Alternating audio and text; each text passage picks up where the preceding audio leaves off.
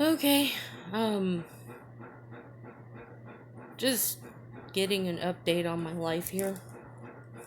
Uh, as I know that there's only a few friends and family probably combined together, it's just a few. Um, that watch my YouTube. So it's pretty much an update for them, I guess. Um, but I've moved. I no longer live with my abusive parents. Um, been living here for about, I think, 7 months now. Um, sorry, I'm nervous. I get nervous when I go recording myself, then I blank out. I'm like, there's words you need to form here. And my brain's like, I don't want to do the words. um, but yeah, as you can see, I'm less nervous about showing my face now that I realize not many people are actually going to see the videos. That's why I was nervous to begin with. It wouldn't even show my face while I was talking about the shit I was going through. Uh, yes, I get nervous. Yeah, but now that I realize that not many people actually see YouTube videos and there's only a select few that get that many views, I'm like, okay, I can handle this. I don't mind showing my face to just a few people because I don't know, just it makes me less nervous.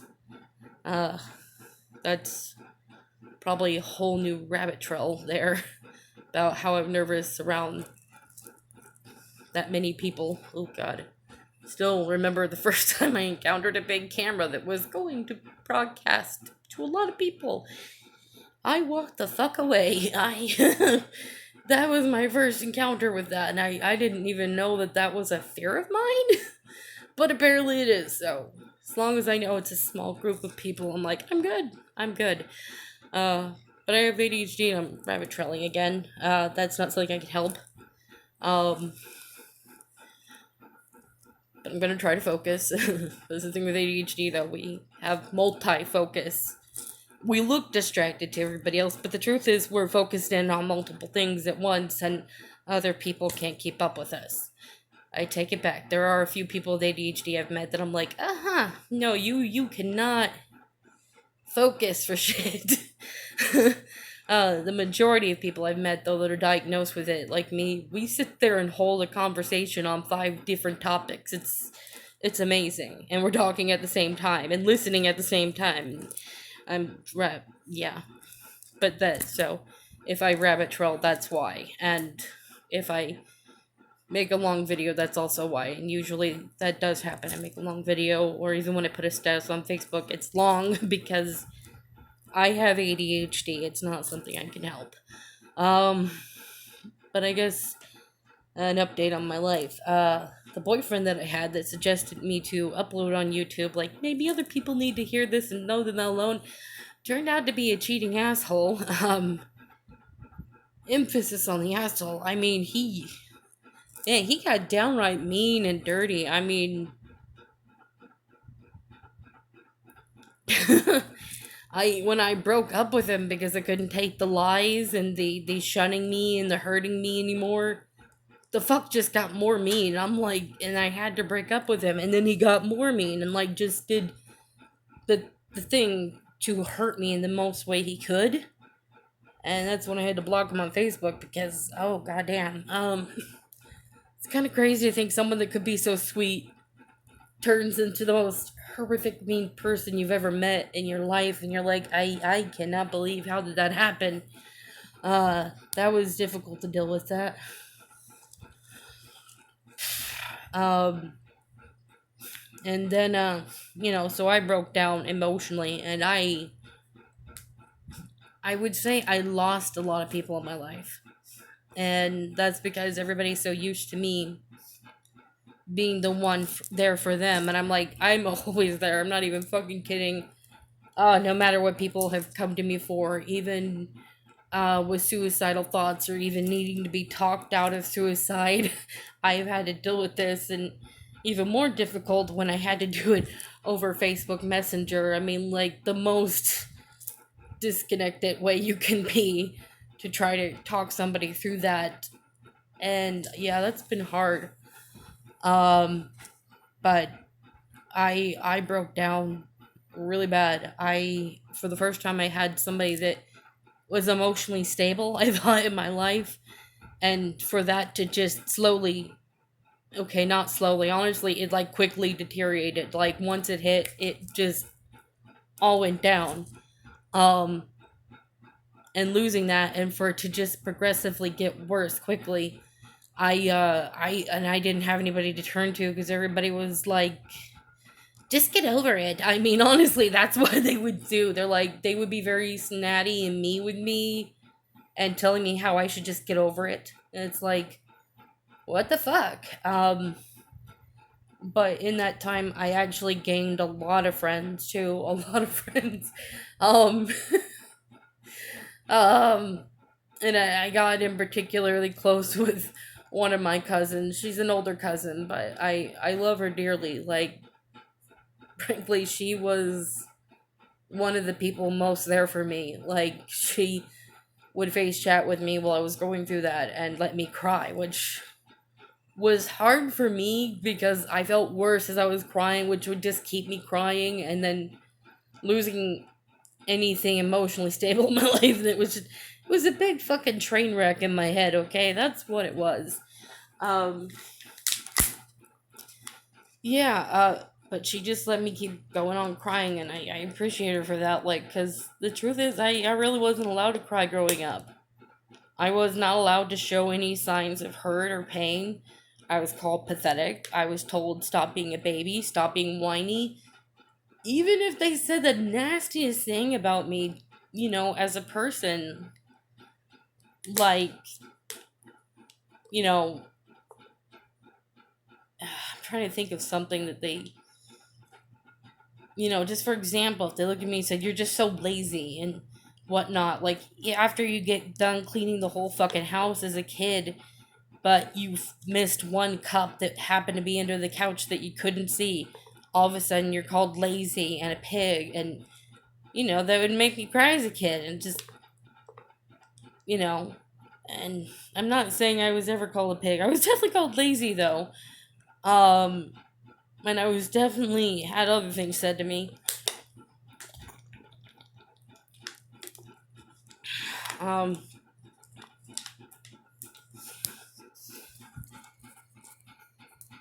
yeah. But yeah, so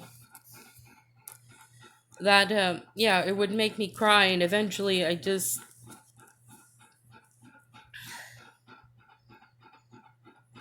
was confusing because eventually I reached this point where I felt confused, like I'm bad for crying, but at the same time, when it could be so nasty and mean, I could not help it.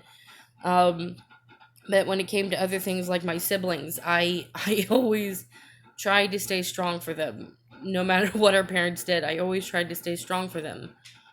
Um, you know, and I was very protective over them.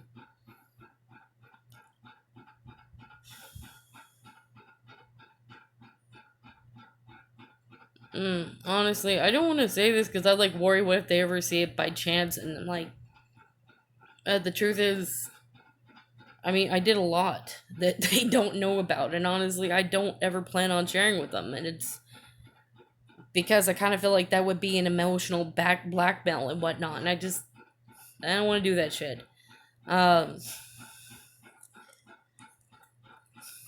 you know, like the last time my dad ever put his hands on my siblings or me was, I just remember my baby sister, my baby brother.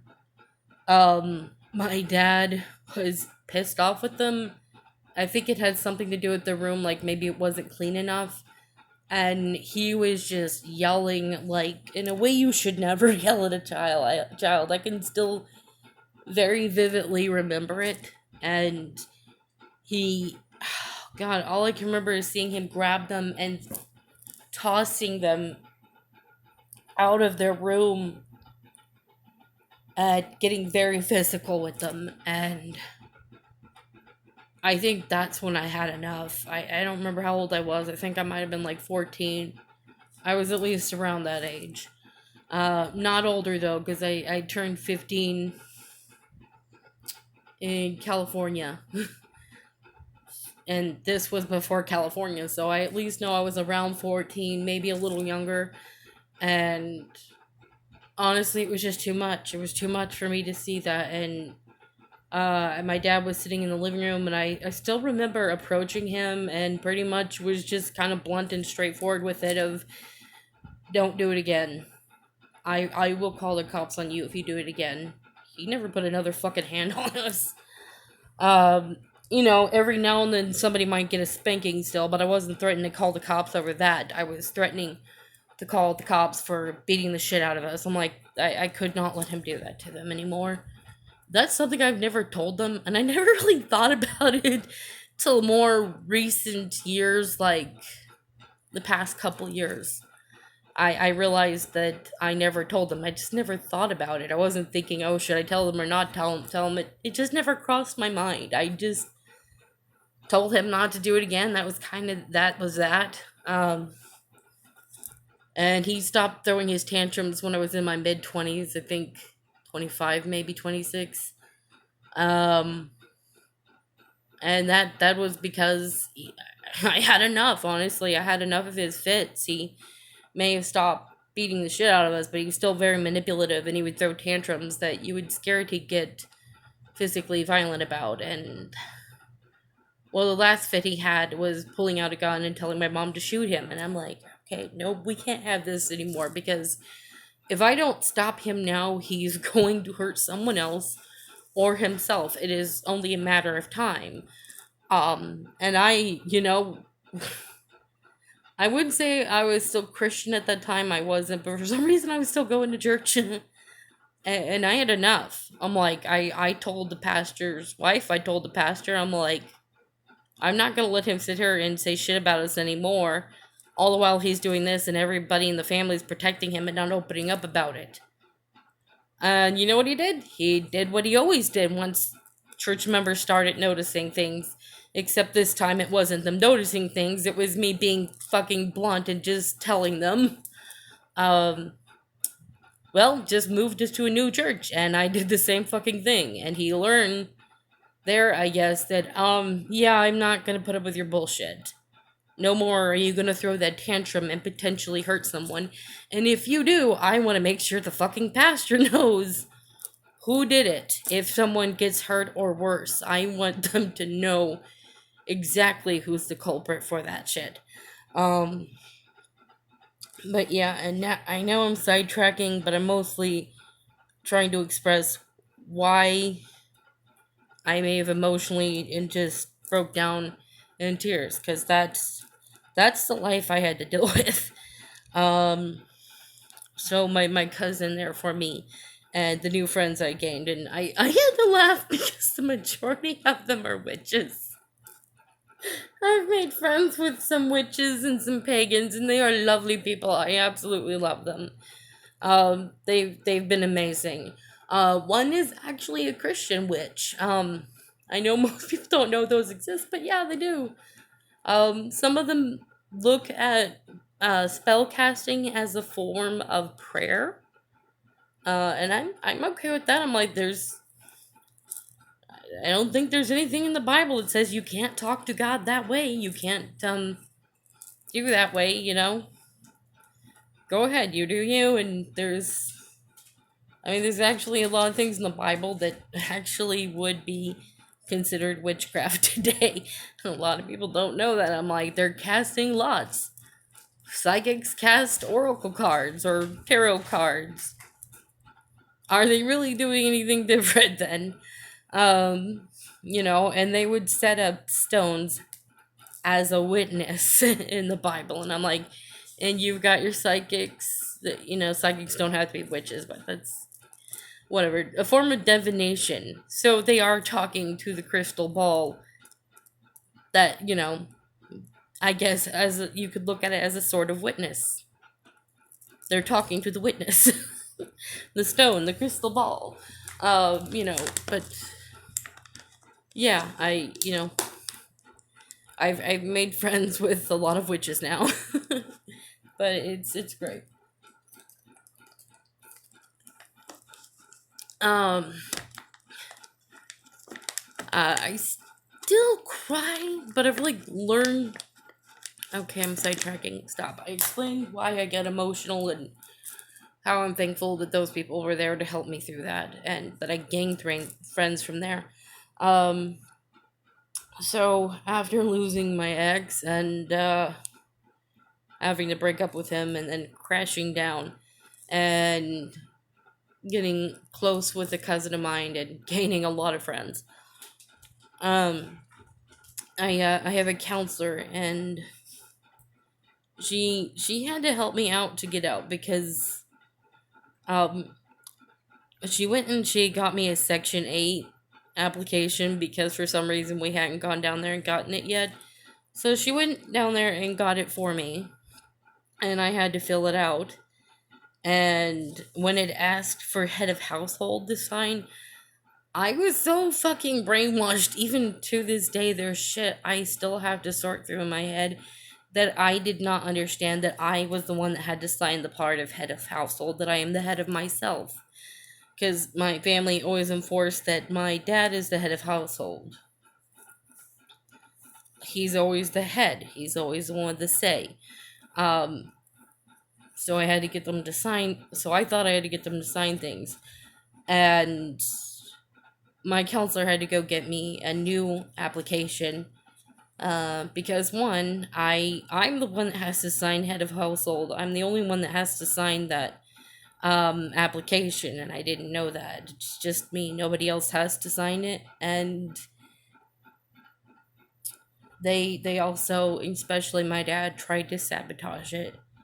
Because I went through the fucking application, and my dad had done and scribbled out things I had written down and changed it in such a manipulative way, and he's always done this. I mean, he's done weird shit when I was growing up. Like, he would say things in a manner that you knew what he was saying, but he would, you know, when the truth of what he said came out, he would always say, "Well, you misunderstood me. I meant this." So he always said things in a way like that when I was growing up. Um, and oh god, one of the ones I fucking hate the most is when you would call him out on things that he's done, like physically done, like beat the shit out of us, or say rude, cruel, demeaning things to my mom. He'd always say, "I don't recall." And I'll be honest, after looking into some things, I think my dad is genuinely an undiagnosed psychopath. I honestly believe he is. Like, I have no doubts if he could get away with murder and he knew he could, he'd do it. He does. Oh, God. I don't even want to get into that. It's very sickening and disgusting. So I don't want to get into that. I'm going to stop that right now. But, so he's always been very manipulative when I was growing up, still very manipulative. Um, he on the application it said, "Do you live in a disabled home?"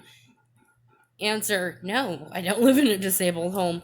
My dad had scribbled that out and said, "Yes, because she has a disability and she lives in my home, so yes, therefore it is a disabled home." I'm like, what the fuck? That's not how things work. That's not how things work. You don't have any proper documentation or anything to call this a disabled home. You can't. And that was so manipulative. And thankfully, my counselor got me a new application, and I signed it. And she took me down to turn the application in, because it was clear that my mom was going to stall as long as possible and try to stop it from happening. I'm not even kidding. She tried to sabotage it so fucking much. It would stall and stall and stall that even when I finally found an apartment and put down a deposit for it, and I had to move, like now had to move, she stalled for I think a good month. And it was like, fuck. Or maybe not a month, but she still stalled for a good while. I mean, it was very clear she didn't want me to go. And even when it came to looking for an apartment, she would make me late to meet up with them, um, to ask questions about the apartment. Uh, and this was after I had got on Section 8, and I got like, I think they gave me maybe a month or two. I can't remember. I was so fucking stressed, so I can't even remember if it was a month or two. I just know that they gave me very little time to look for an apartment. I couldn't find one. This was fucking hard. Everybody was full, or they had a waiting list. I'm like, I didn't know there was waiting lists for these things. But apparently they are. Thankfully, I did find 2 apartment complexes that did not have a waiting list. Except one. There was one that had one other person on the waiting list but me, but she was gonna have 2 apartments opening up anyway, so. And then there was the one I'm in now that didn't have a waiting list, but they were full. And I don't know why, I just decided to call again by chance to see if they had an apartment open. And oh my fucking god, it was a miracle. They had an apartment opened. Apparently, the couple that decided they wanted the apartment changed their minds. So I got myself an apartment now. To put down the deposit, that was hell.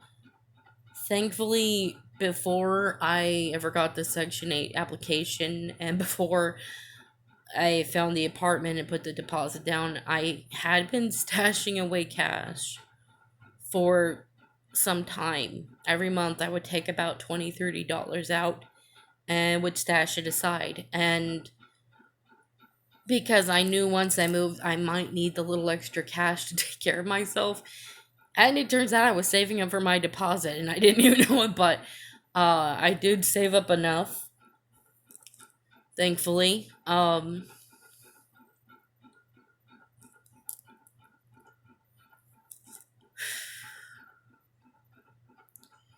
Sorry, I'm thinking about a part that I'm going to talk about in a bit. It's very hard.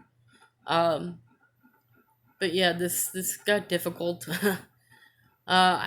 To get down to the apartment to get the application for it and whatnot, I had to get a ride from people, like down the street or from my counselor, a taxi. Oh.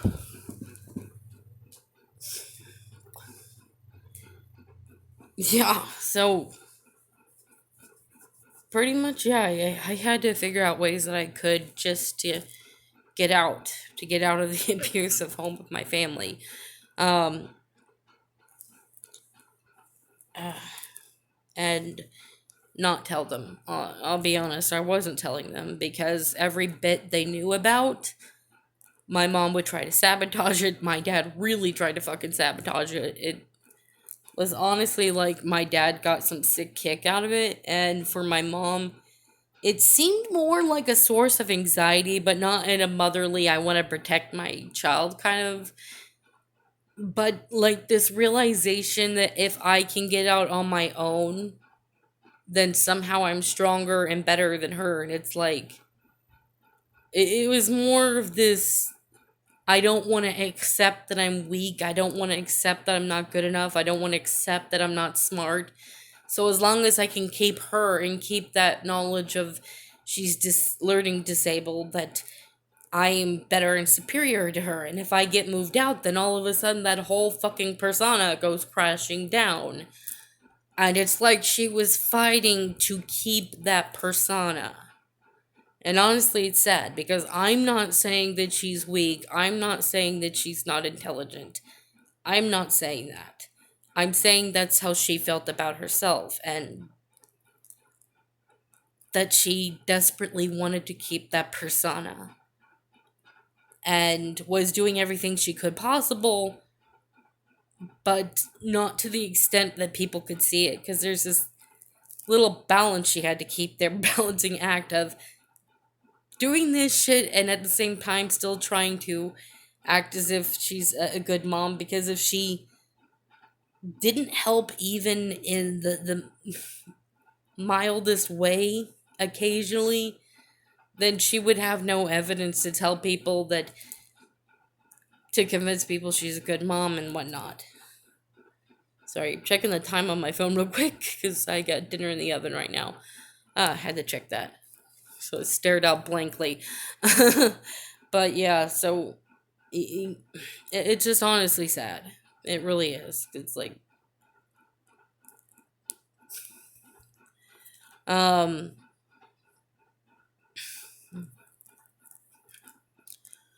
but okay, yeah. After all that and whatnot, uh, I uh, I go on a walk every day, um, which ended up benefiting me. I met some neighbors that had moved in, and they had a couple of dogs, and they offered to pay me to walk them for them. I'm like, sure.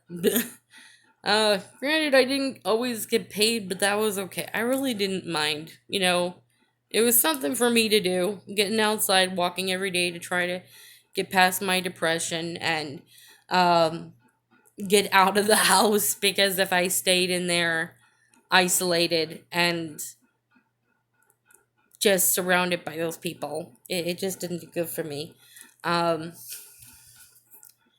Especially when I finally admitted that what my dad had done to me when I was a kid. Um,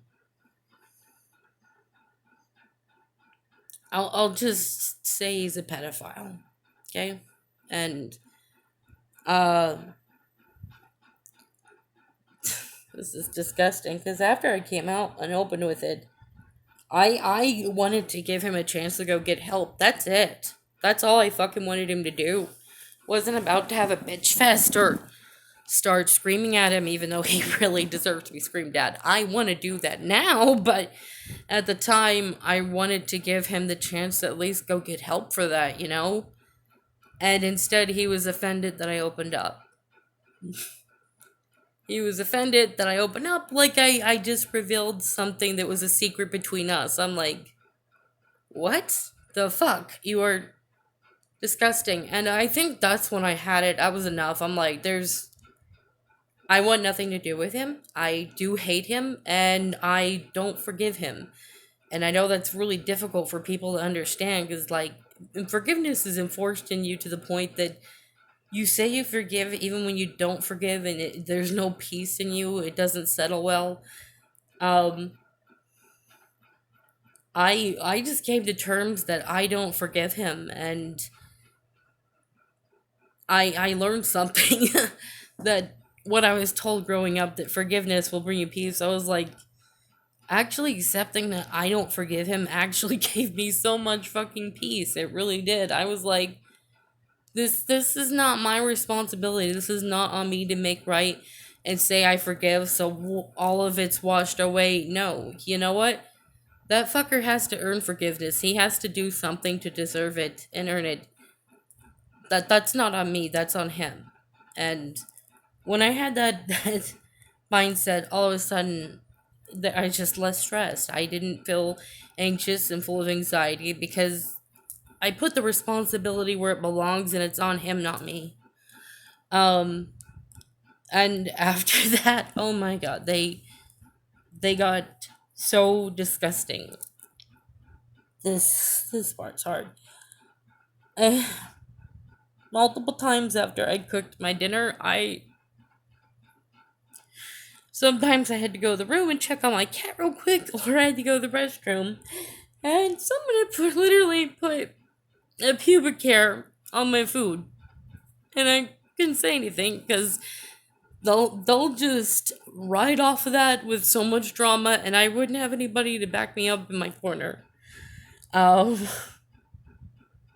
that was hard. I was like, this is disgusting. They eventually stopped though, and I think it's because they realized I'm not going to get into it with them because there's nothing I can do.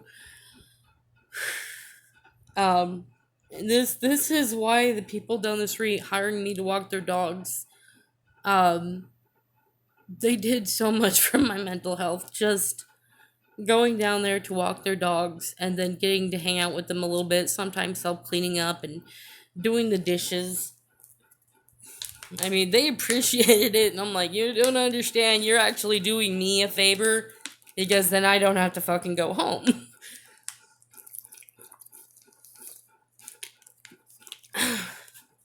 It's like, I know you think I'm doing you a favor, but yeah, and they came in handy because paid me to walk their dogs because going through all this, the hardest thing and probably the worst thing that could have happened in my life, worse than breaking up with my ex, was my cat died. She was my only friend. She was the only thing in this world that I knew loved me unconditionally. I had her the day after she was born because